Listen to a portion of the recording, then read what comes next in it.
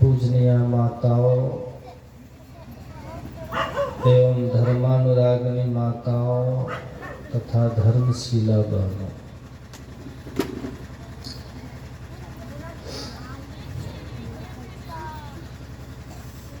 पूज्यपाद महर्षि संत श्री परमहंस जी महाराज की पावन जयंती के अवसर पर प्रातः काल से ही पूज्यपाद श्री का जयंती समारोह के अवसर पर प्रत्येक वर्ष आयोजित होता है।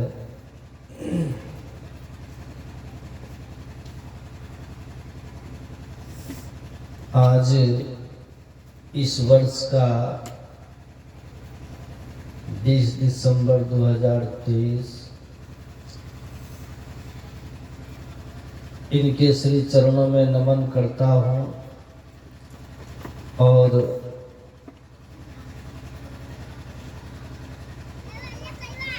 आप सभी लोगों के लिए इस जयंती के अवसर पर गुरु महाराज से प्रार्थना करता हूँ, आध्यात्मिक उन्नति की मंगल प्रार्थना करता हूँ।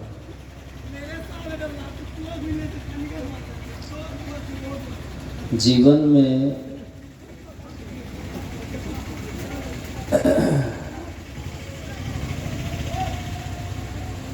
दो काम को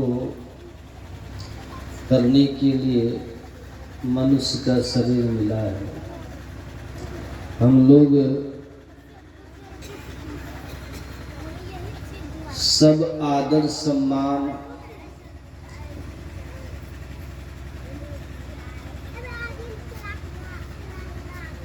पाने के लिए, जस कीर्ति पाने के लिए और सत्संग ध्यान करते हैं, सुख से रहना चाहते हैं, खुश रहना चाहते हैं, लेकिन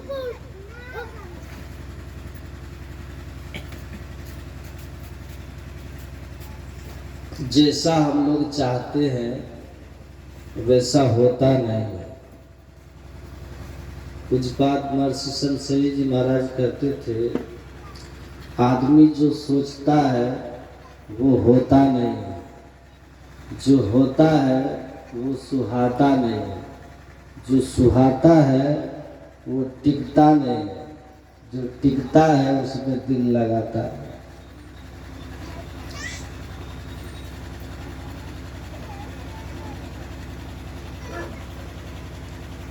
करना क्या है?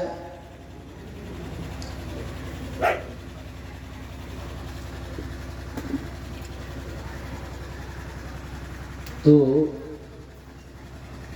कबीर साहब कहते हैं,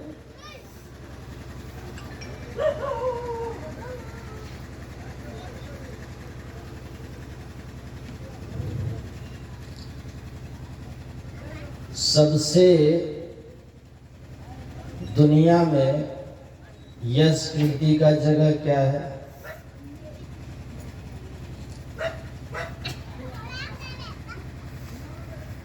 मैं देवघर में था,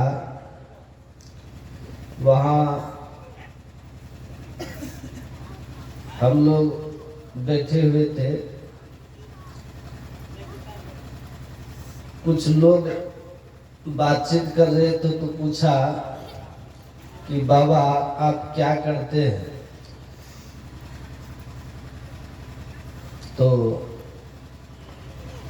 मैंने कहा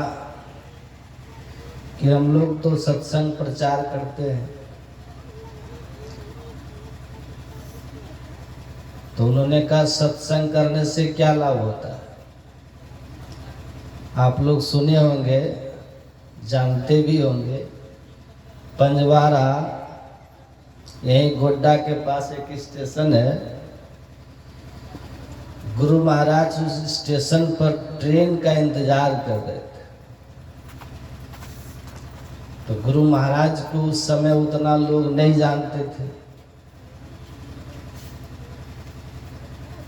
तो लोगों ने देखा तो पूछा कि आप क्या करते हैं?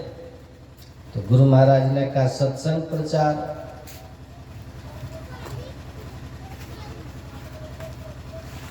वो नवयुवक लोग थे, पूछा बाबा सत्संग प्रचार से क्या लाभ होता है?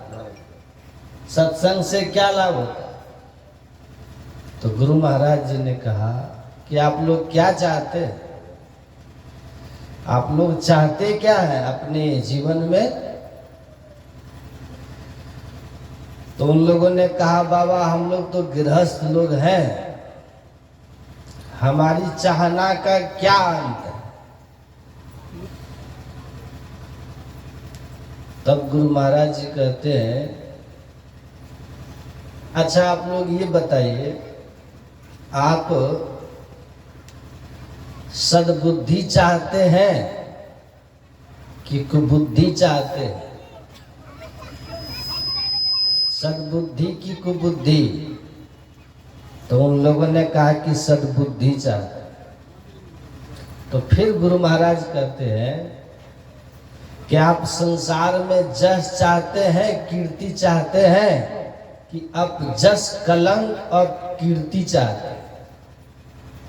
तो उन लोगों ने कहा कि अब जस कौन चाहता है? सभी जस कीर्ति चाहते हैं। मरने के बाद आप लोग शुभ गति चाहते हैं कि अशुभ गति चाहते हैं?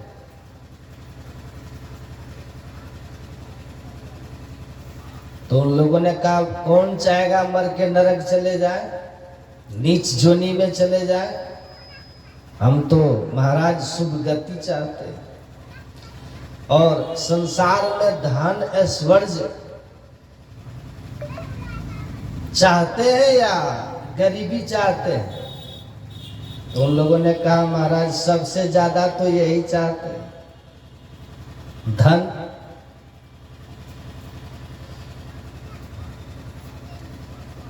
धनी होना चाहते हैं। अच्छा आप लोग ये बताइए कि आप संसार में अपने व्यवहार में भलपन चाहते हैं कि दुष्टता चाहते हैं? तो कहा कि दुष्टता कौन चाहता है, भलपन चाहता। गुरु महाराज ने कहा कि गोस्वामी तुलसीदास जी महाराज ने लिखा है, मति कीरति गति भूति भलाई, जब जही जतन जहां जही पाई, सो जानब सत्संग प्रभाव, लोकहु वेद न आन उपाओ। अच्छी बुद्धि, कीर्ति, सदगति, भलपन, ऐश्वर्य, संपदा जिस किसी ने जहां कहीं भी पाया है, सो जानब सत्संग प्रभाव। वह सत्संग के प्रभाव से ही पाया है। लोक कहू वेद न आन उपाओ। लोक में वेदों ने और कोई दूसरा उपाय नहीं बताया। जो पांचों एक साथ आपको हो जाए, पांचों एक साथ, पांचों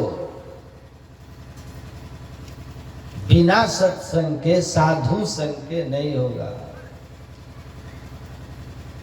वैसे आगे गोस्वामी जी कहते हैं सत्संग नहीं करते हो ना तो धन तो हो जाएगा, सुत दारा और लक्ष्मी पापी को भी हो, पाप से भी धन होगा, लेकिन पाप से अर्जित धन में कीर्ति नहीं होगी, सदगति नहीं होगी।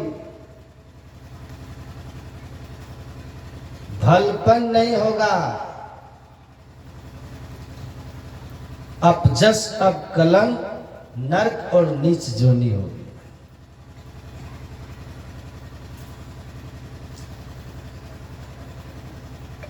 गुरु महाराज जी ने कहा समझ गए? कहा जी समझ गए। समझ गया। आपको साधना में सफलता के लिए मन रूपी रावण से विजयी होना चाहते हैं तो आप लोग याद रख लीजिए, सबसे पहले आपको पराक्रमी बनना होगा। सूर संग्राम देख भागे नहीं, देख भागे सो सूर ना। पराक्रमी बनिए। कई लोग कहते हैं बाबा ध्यान में मन नहीं लगता इसीलिए बैठते हैं और उठ जाते हैं, उकता जाते हैं। हार गए ना आप। गुरु महाराज जी क्या कहते हैं? जो प्रतिहार में हार जाता है उनको कभी धारणा नहीं होगी, और जिनको धारणा नहीं होगी उनको न ध्यान होगा, समाधि तो बहुत दूर की बात है। तो पराक्रमी बनना है तो गुरु महाराज जी कहते हैं कि प्रतिहार से कभी हारिए मत। प्रतिहार से, प्रतिहार में हारिए मत। प्रतिहार का मतलब समझते हैं कि मन, हम जब बैठते हैं ना, जब करने तो हमारा मन भागता है। भागता है तो हम उसको पकड़ते हैं। तो ये जहाँ मन भग जाए ताई तह तह से तक्षण फेर ले आइए, लगाइए ध्येय में आओ। ऐसे ही करी प्रतिहार धारणा धारण करी के अरिहारे में ही औरो आगे चढ़िए, धरिए धर धारा धरी। तो जह मन भग जाए ताई तह तह से तक्षण फेर ले आए, फेर ले आए, लगाइए ध्येय में आप, तुरंत पकड़ के लाइए, जप में लगे। इधर को उधर को जाएगा तू किधर को, जहां जाए मैं वहीं आऊं। जहां जाओगे मैं तुरंत आऊंगा, तुमको पकड़ के ले आऊंगा, कहूंगा मंत्र को जप। तो प्रतिहार से हारिए मत। प्रारंभ में मन आपको 2 4 10 बार भी जप नहीं करने देगा। बड़ी लंबी लंबी दूर तक भागेगा, देर तक भागेगा, लेकिन उकताइए मत। आसन दृढ़, भागता है मन, लड़ते रहिए, उठिए मत। उकता करके उठिए मत। मन जाए तो जाने दे, तू मत जा शरीर। मन भागा तो भागने दीजिए, आप उठ मत जाइए, ध्यान से बैठे रहिए। अगर आप ये मन में आप अगर ये निश्चय करके बैठिएगा ना कि हम 1 घंटा के पहले उठने वाले नहीं हैं, चाहे जब में मन लगे या ना लगे, हम बैठे रहेंगे। ये जो आपका मन है ना, जान जाएगा कि अब ही उठेगा नहीं, बैठे रहेगा, एकदम जान जाएगा। और जब मन जान जाएगा कि उठने वाला नहीं है, तब फिर कहेगा कि फालतू इधर उधर बोक के क्या फायदा, कुछ इसके अनुसार जप कर लो, लाइन पर आ जाएगा। और जब आप उठ जाइएगा ना, देखिए बच्चा जब जिद्दी होता है ना, बच्चा कोई चीज मांगता है, आप नहीं देते हैं, जिद ठान देता है, तो फिर थोड़ी देर बाद आप दे देते हैं, तो फिर वो उसका मन बढ़ते जाता है बच्चा। अब आप उसको छोड़ दीजिए, आज बेटा रो लो जितना रोना है, कितनों रोए चिल्लाए, आप ठान लीजिए कि इसका जिद आज हम नहीं मानेंगे। 2 4 दिन के बाद आप देखिएगा कि वैसा जिद अब नहीं करेगा, जिसमें संभावना नहीं है पूरा होने की, लाइन पर आ जाए। मन भी बिगड़ा हुआ बालक की तरह है, इसको ठीक करना है ना, सुधारना है। तो आपको मन के मते न चालिए, मन के मत से मत चलिए। मन के मते अनेक, जो मन पर असवार है सो साधु कोई एक। तो पहली बात ध्यान रखिए कि आसन बैठिए तो निश्चय करके कि भाग जितना भागना, उठेंगे उठेंगे। इसलिए गुरु महाराज कहते ना, समय बांध बांध करके ध्यान में बैठो। बाबा देवी साहब ने क्या कहा था?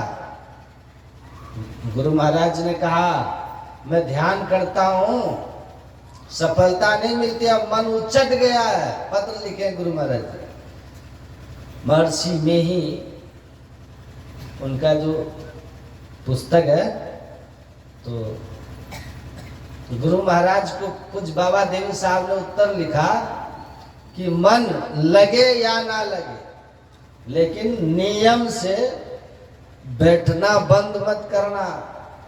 अगर नियम से बैठते रहे तो मन धीरे धीरे लगने लगेगा। तो सबसे बड़ी बात कि आपको पराक्रमी बनना, भाग्य तो पकड़ के लाइए और धीरज रखिएगा। अगर जप नहीं भी हुआ तो पूरा 1 घंटा बैठेंगे। अब बैठ गए ना तो आसन की सफलता भी कम बड़ी सिद्धि नहीं है। जो आदमी नियम से शांत होकर के बैठ जाएगा ना, उससे जप हुआ या नहीं हुआ, उसके अंदर में केवल आसन सही लगा के बैठे रह गए आप, तो आपके अंदर में सात्विक ऊर्जा बढ़ जाएगी, सत्व गुण आपके अंदर में बढ़ने लगेगा। इसीलिए आसन की सफलता के बाद सात्विकता आती है, तो मन को रोकने में भी साधक सफल हो जाए। इसलिए कहा कि आसन मत ढीला करो, छोड़ो मत, धीरज धारण कर रखो। धीरज में बड़ा बल है, लड़ते रहिए। समय उतना नहीं है, एक छोटा सा प्रसंग सुनाता हूं आपको। धीरज का लाभ क्या होता है? धीरज से बहुत लाभ होता है।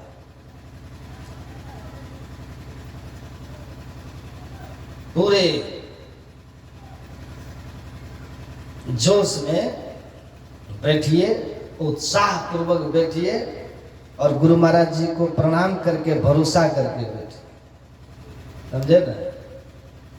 और एकदम मन लगे या नहीं लगे, जप हो या नहीं, धीरज मत खोइएगा। शून्य महल में देना वाले आशा से मत डोल रहे, आशा नहीं छोड़िएगा, धीरज धारण कर रहिएगा। एक बार एक प्रसंग है, किसी ग्रंथ का प्रसंग नहीं है। एक बार भगवान इंद्र जो है, इंद्र देवता ने संसार के लोगों पर नाराज हो गया। नाराज हो गए तो उन्होंने कहा कि रुक जाओ, हम ऐसी व्यवस्था करते हैं कि जब द्वापर में नाराज हुए थे, तेज वर्षा किए थे, तो कृष्ण आके बचा लिए थे गोवर्धन उठा के। इस बार हम कुछ ऐसा करेंगे, ऐसा कुछ करेंगे कि गोवर्धन उठाने की बातें नहीं होगी, कोई कृष्ण बचा ही नहीं पाएगा। कहा क्या करेंगे? कहा हम वर्षा ही नहीं करेंगे, जाओ। अब पहले कोई व्यवस्था थी नहीं सिंचाई वगैरह, तो कहा भूखे मरेगा लोग, खेत खराब हो जाएगा, उपज नहीं होगी, भूखे मरेगा। कहा भी लोग हमारे सामने सरेंडर हो गए। तो कहा कि 12 वर्ष वर्षा नहीं होने देंगे। अब उनकी धर्मपत्नी ने कहा, इंद्र की पत्नी ने, कि आप कह रहे हैं वर्षा नहीं होने देंगे, अब भगवान शंकर की मौज हो गई, डमरू बजाने लगे तो वर्षा तो हो जाएगी, क्योंकि शंकर जब नृत्य करते हैं तो डमरू बजाते हैं और वर्षा होती। तो आपका तो प्लान सब फेल हो जाएगा, वो बड़े हैं, महादेव हैं। तुरंत इंद्र ने क्या किया? आराधना करके महादेव को प्रसन्न किया। कहा वर मांगो, तो कहा 12 वर्ष डमरू नहीं बजाइए।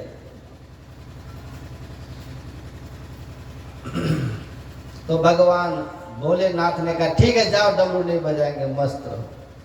अब 3 साल 4 साल बीत गया और धरती पर हाहाकार कि वर्षा नहीं होगी। भविष्यवाणी हो गई, आकाशवाणी हो गई है, अब वर्षा बंद है। माता पार्वती ने कहा आप भी जो है ना, कि जो मन सो किसी को दे देते हैं आशीर्वाद, वरदान, किसी को कुछ भी वरदान दे देते हैं। सोचते नहीं है कि इस वरदान का क्या परिणाम होगा। ऐसे ही भस्मासुर को वरदान दे दिए, आप ही को खदेड़ दिया। अभी इंद्र को वरदान दे के सबको परेशान कर दिया। क्या हाल होगी जीव का धरती पर चल के देखिए तो, और अपने ऊपर थोड़ा विचार कीजिए कि आप कैसे। तो भगवान शंकर माता पार्वती के साथ भेष बदल के धराधाम पर आए और आकर के जो है देखते हैं कि एक जादव जी भैंस को रगड़ रहे हैं। कहा कि क्या कर रहे हो? कहा भैंस रगड़ रहे। कहा सूखे 12 साल वर्षा नहीं होगी? कहा कि नहीं होगी मालूम है, लेकिन हम भैंस को रगड़ना छोड़ दिए तो 12 साल के बाद वर्षा हो भी जाएगी तो हम भैंस को रगड़ेंगे कैसे? तो भैंस को जो है रगड़ रहे हैं, धो रहे। पुराने जमाने के जादव जी थे, पता है ना? तो कहानी है, इसको अदरवाइज कोई नहीं लीजिएगा। तो वो रगड़ रहे थे भैंस। कहा कि 12 साल बाद वर्षा होगी तो पानी होगा तो आदत नहीं रहेगी तो रगड़ेंगे कैसे? इसलिए अभ्यास बनाए रखने के लिए हम अपना हाथ घुमा रहे हैं भैंस पे। कहा कि हाँ, बाप रे बाप, मान गए। अब थोड़ी दूर और आगे गए, भगवान शंकर देखते हैं कि एक किसान हल चला रहा है। कहा कि अरे 12 साल वर्षा नहीं होगी, तुम हल चला रहे हो, बीज डालोगे बीज सड़ जाएगा।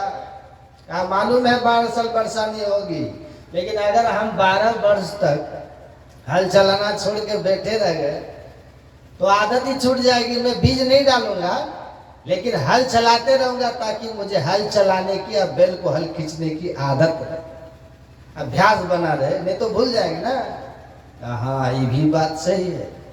थोड़ा और आगे गए, देखते हैं कि सूखे हुए तालाब में एक मछुआ जो थे वो जाल फेंक रहे। कहा रे सूखे में जाल फेंक रहे हो, इसमें क्या मिलेगा जी? कहा 12 वर्ष वर्षा नहीं होगी, मालूम है? कहा हाँ मालूम है, इंद्रदेव ने घोषणा करी है 12 वर्ष वर्षा नहीं करेंगे तो उससे क्या? तो कहा सूखे में जाल फेंक रहे हो। कहा 12 वर्ष के बाद वर्षा हुई, फिर तालाब में मछली भरा और हम 12 साल बैठे रह गए तो अभ्यास छूट जाएगा ना, तो जाल हम थोड़ी फेंक पाएंगे। तो अभ्यास बनाए रखने के लिए हम जाल फेंक रहे हैं। तो माता पार्वती कहती है भगवान शंकर को कि 4 साल हो गया है, डमरू आप भी नहीं बजाए हैं, ऐसा नहीं हो कि 12 साल बाद भूल जाइए, है ना? भूल जाए, और जब भूल ही जाइएगा तो बजाइएगा क्या, खाक। तो भगवान शंकर जो है इन लोगों का कॉन्फिडेंस देख करके, इन लोगों का धीरज देख करके भगवान शंकर का कॉन्फिडेंस हिला और वो अपना डमरू निकाल के, माँ पार्वती कहती है थोड़ा ट्राई करके देखिए कि है डमरू में ताल ठीक की छूटा। अब ताल जांचने में भगवान शंकर जो बजाए न, एकदम से बादल उमड़ घुमड़ करके धरती पर हरहरा के बरस। दौड़ करके इंद्र आया, कहा कि क्या किए 12 साल का वचन दिए थे? कहा देख भैया, परोपकार में जनहित में वचन का कोई वैल्यू नहीं, कोई वैल्यू नहीं। इन लोगों का धीरज देख करके हमारा जो है भीतर कॉन्फिडेंस हिल गया। हम ट्राई किए कि डमरू याद है, बरस गया। बस ऐसे ही आप लोग भी जान लीजिए, आपको जो लगता है ना कोटि जन्म का पंथ है, अगर धीरज धारण करके बैठिएगा ना नियम से, लगेगा आज कुछ नहीं कल कुछ नहीं, 5 साल हो गया 10 साल हो गया कुछ नहीं हुआ, एक दिन अनायास गुरु कृपा होगी और सब कुछ होने लग जाएगा। ये सब अनायास होता है, बस आपके धीरज की परीक्षा है, पराक्रम की परीक्षा है। कहते रे बिंदु और नाद की साधना करके जो अपने अंदर में बिंदु नाद को प्रत्यक्ष कर लेता है, उसका वो इतना दिव्य हो जाता है कि उसकी वंदना तो महादेव गाने लगते हैं, उसकी महिमा महादेव गाते हैं, उसका दर्शन करते हैं, उनकी सेवा करके माँ पार्वती अपना सौभाग्य संभालते, देवियां देवी देवता उनकी सेवा में आ जाते हैं और अपना सौभाग्य समझते। तुलसीदास जी महाराज कहते हैं विश्व उपकार हित व्यवलित सर्वदा तक्त मदमन्यो कृत पुण्य राशि यत्र तिष्ठन्ति तत्र वै सर्वहरि सिद्ध गच्छन्ति चिराग निवास। कहते हैं जो संतत्व को प्राप्त कर लिया, परमात्मा अवस्था को प्राप्त कर लिया, परमात्मा अहम ब्रह्मास्मि की अनुभूति जो कर ली है, ऐसे दिव्य महापुरुष का दर्शन करने के लिए ब्रह्मा विष्णु महेश अपने अपने अर्धांगिनियों के साथ आते हैं और उनका दर्शन करके अपना सौभाग्य संभाल। आप लोग सोचिए कि संतत्व प्राप्त किए हुए हम लोगों को कैसा दिव्य ज्ञान गुरु महाराज ने दिया, लेकिन इनको अफसोस के साथ कहना पड़ा कि लोग विश्वास ही नहीं करते हैं, भटक जाते हैं।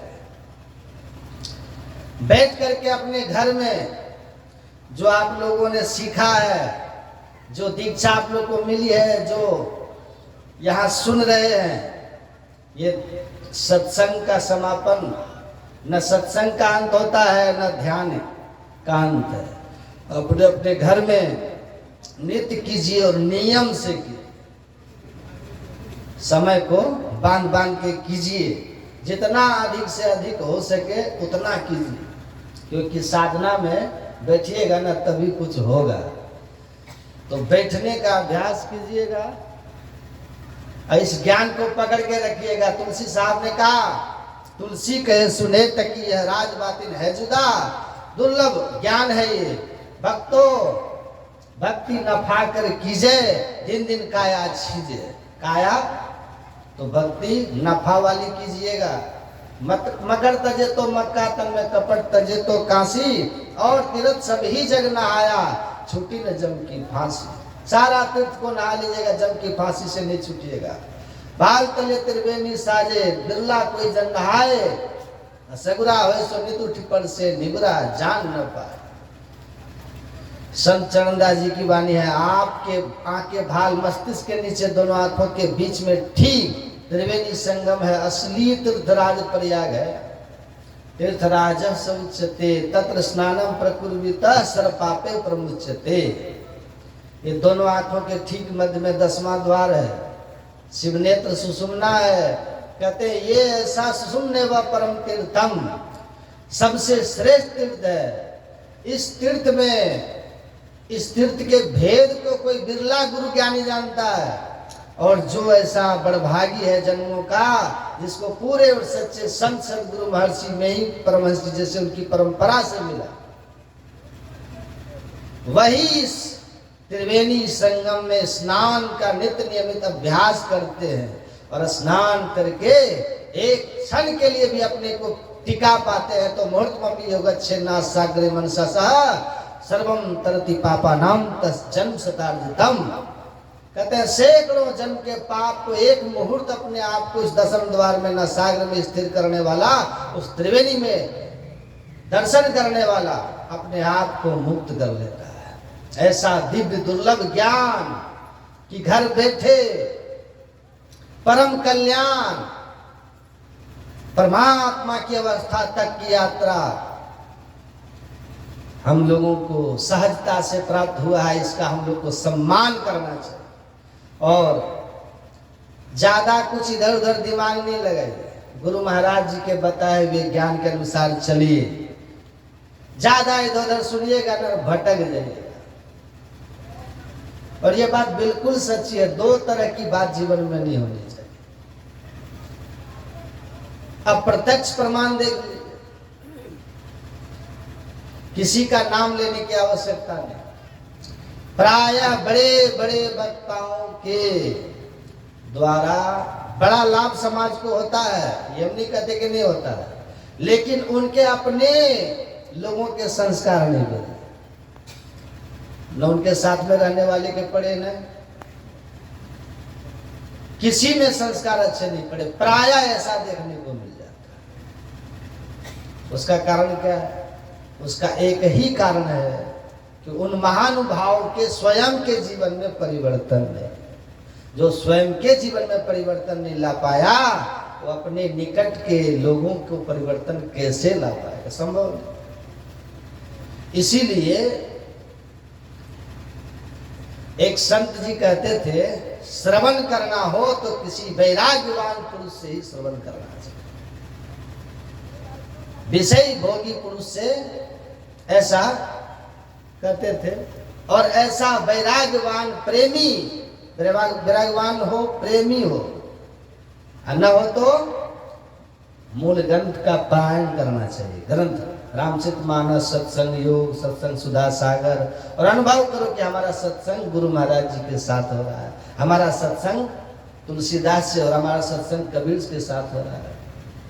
कोई प्रेमी अनुरागी हो तो ही सुनो, सब जगह नहीं सुनो जहां तहां। अब बहुत ज्यादातर टीवी के श्रोता बहुत भटक जाते हैं। टीवी के श्रोता जानते हैं, जो कोई टीवी की कथा सुनते हैं वो बहुत भटक जाते हैं। इसलिए आप अपने, हम किसी की आक्षेप प्रत्याक्षेप हम नहीं करते, हम ये कहते कि आप स्वयं विचार करो। जिसकी वाणी श्रवण करके आपका मन शरीर संसार से हटे, भगवान की ओर बढ़े, वो कोई भी हो, उसकी वाणी आप सुनो। और नहीं तो श्री मलुकदास जी की बात मान लो। मलुकदास जी एक साखी में कहते हैं, माया मंत के माया मगन तुम मत बैठो पास।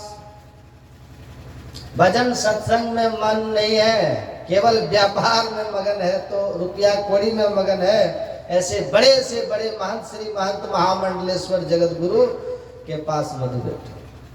माया मगन महंत के तुम मत बैठो पास। क्यों? ऐसे मिथ्याचारी के पास मत बैठो, ज्यादा इधर सुनिएगा भटक जाइएगा। एक वकील साहब थे, बस करके खत्म करते। वो गुजर रहे थे, एक आदमी तेल का कारोबार करते थे, कोल्हू का, बाहर बैठे हुए थे। वकील साहब उधर से आके कहते हैं कि आप बाहर में बैठे हैं, कोल्हू नहीं चला रहे हैं क्या? कहा कोल्हू चल रहा है। कहा कैसे पता कि आपको? कहा बैल के गले में घंटी बांध दी। अब बैल जब चल रहा होता है ना, तो घंटी हमको आवाज सुनाई देती है, तो हम समझ जाते हैं कि हमारा कोल्हू चल रहा है, तेल पेरा रहा है। जब रुक जाता है, बैल को जाकर के चला देते। कहा कि अच्छा, ऐसा भी तो हो सकता है कि बैल खड़ा हो जाए और गर्दन हिलाने लगे। ऐसा भी तो हो सकता है कि बैल खड़ा होकर गर्दन हिलाए तो घंटी बजेगी ना। तो व्यक्ति जो बैठे हुए थे ना, वो बोले कि सुनिए वकील साहब, आप जल्दी निकलिए, यहाँ खाली कीजिए हमारे दरवाजे को। कहा कि क्यों? कहा हमारा बैल आपकी तरफ वकालत पढ़ा नहीं है, आपका संग में कहीं वकालत सुन लिया तो हमारे लिए फिर आफत हो जाएगा, तो आप निकलिए। तो उनके संग से बच के रहिएगा। तजो मन हरि विमुखन को संग जाके संग कुमति उपजत है, पढ़त भजन में भंग। तो कुमति उपजाने वाले लोगों के संग से बच के उनके संग में रहिए। किनके संग में? जो हरि भक्त हैं, गुरु भक्त हैं, सत्संग में, ध्यान में, ईश्वर में, सदगुरु में जो श्रद्धा विश्वास रखते हैं, ऐसे के संग में रहिएगा तो मन नित्य नियमित प्रेरित होगा। तो नित्य नियमित सत्संग और ध्यान अपने घर पर भी कीजिए, यहाँ आकर सत्संग कीजिए, लेकिन कीजिए जहां भी कीजिए, पाप कर्म से अपने को बचा के रखिए। सबका मंगल हो, सबका शुभ हो, सबका कल्याण हो। गुरु महाराज की अहद की कृपा आप सब पर बनी रहे। यही शुभकामना प्रार्थना दुआ आप सबके लिए करता हूँ। श्री सद्गुरु महाराज।